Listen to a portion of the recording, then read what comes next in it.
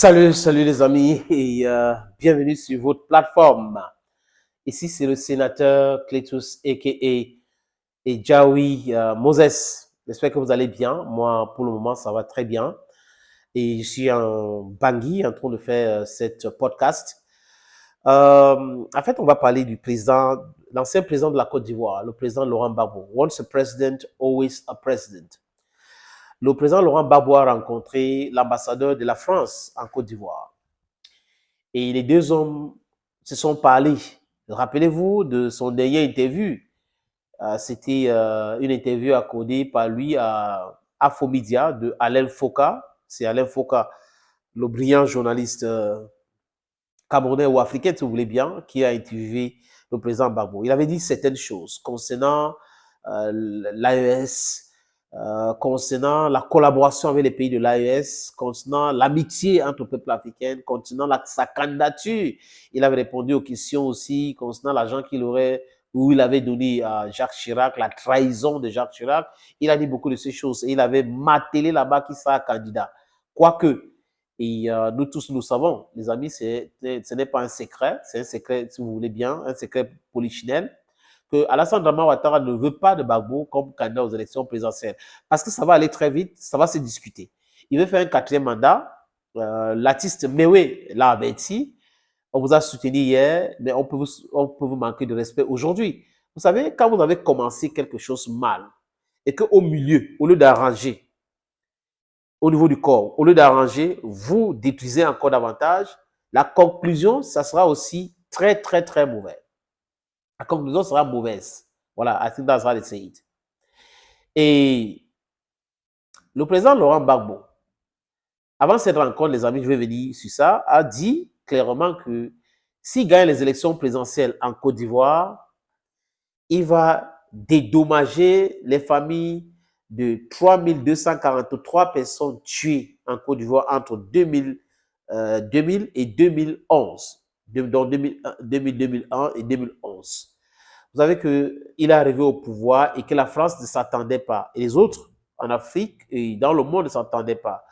Ils se sont dit, OK, on a éliminé Alassane Ouattara, Bédié, Gueye va gagner les élections et nous allons continuer à contrôler Gueye parce qu'il était dans le parti de Houphouët-Boigny, il a été général et tout. Donc, pour eux, c'était facile de le contrôler. Et l'opposant Laurent Gbagbo, qui avait toujours refusé d'être rebelle, de créer la rébellion, de prendre les armes contre son pays, avait été vu comme une menace. Vous savez, quand vous dites non aux impérialistes, une fois, ils se méfient de vous toujours. Ils ne se rendent pas compte que les gens peuvent évoluer dans leurs idées. Mais c'est une bonne chose, les amis. Les gens devraient dire ce qu'ils pensent, rester dans votre conviction.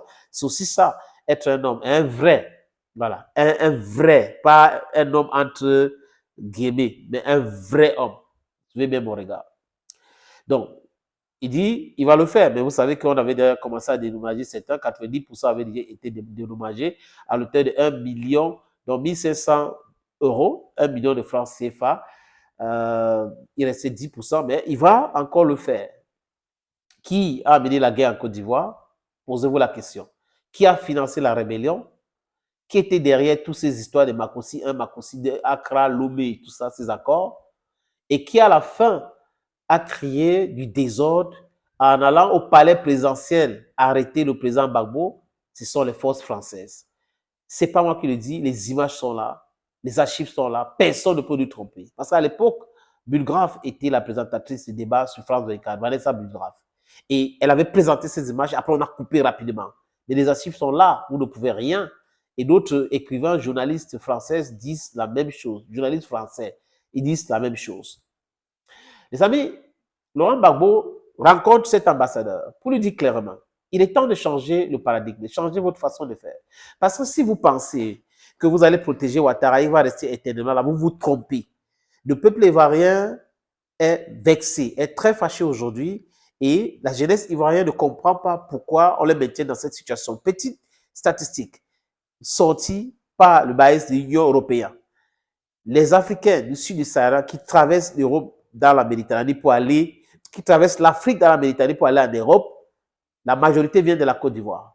Et comment est-ce qu'on peut tromper un peuple comme ça? Hein? Comment on peut tromper 35 000 milliards de dettes? Et on a conçu les routes, les infrastructures avec 3 000 milliards. Vous comprenez grand chose dans ça? 3 000 milliards, on a utilisé. 3 000 milliards.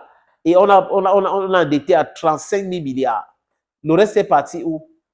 Pourquoi le cacao, on ne vend pas? Donc, je dis ça pour dire qu'il faut que les gens arrêtent de nous raconter des histoires. Ouattara a fait ceci dans l'économie ivoirienne. Rien du tout.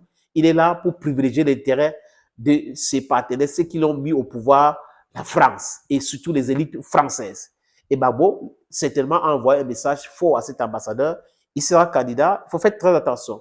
Il est temps de changer le paradigme. Et la dernière interview du ministre français des Affaires étrangères est parlant. Je pense que s'ils ont compris, c'est bien pour changer la façon de faire leur méthode pour pouvoir s'adapter maintenant in what we call the changing times.